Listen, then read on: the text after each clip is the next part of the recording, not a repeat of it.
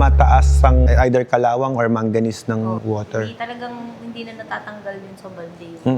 Nag-stain siya. Madali naman tanggalin yun, sir. Lalayan lang natin ng manganese yun o kaya water conditioner. Matanggal yun. Pero, yun nga lang, may gastos. Siyempre, everything na gagawin natin may gastos yan pagka may gusto kang matanggal. 45K ba, ate? Yung pambahay natin. Pag pre-treatment, pag manual, 45, right? Pag automatic, Pero depende yun, sir. May dalawahan, may malalaki. o yung dalawahan magkano? 10 by 50 pa, sir. O, 10 lang. Fully automatic. 80 yata yun, sir. O 80, mga ganun. Parang bumili ka lang ng presyong sa mall. Sa mall kasi kung bibili ka ng ganun na tangke, walang laman ha, walang installation. Nasa 40 to 45,000. Dito bibili mo ng 40K.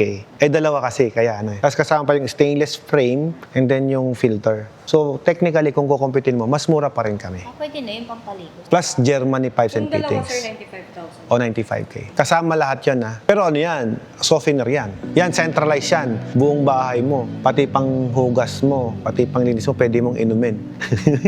Kasi ang nare-reklamo ko sa bahay, yung mga balde, pag ilang ulit, wala pang ilang buwan, papalitan mo na kasi ang pangit tingnan. Tanong ka pa ma'am, mabebentahan ko na yung partner ko.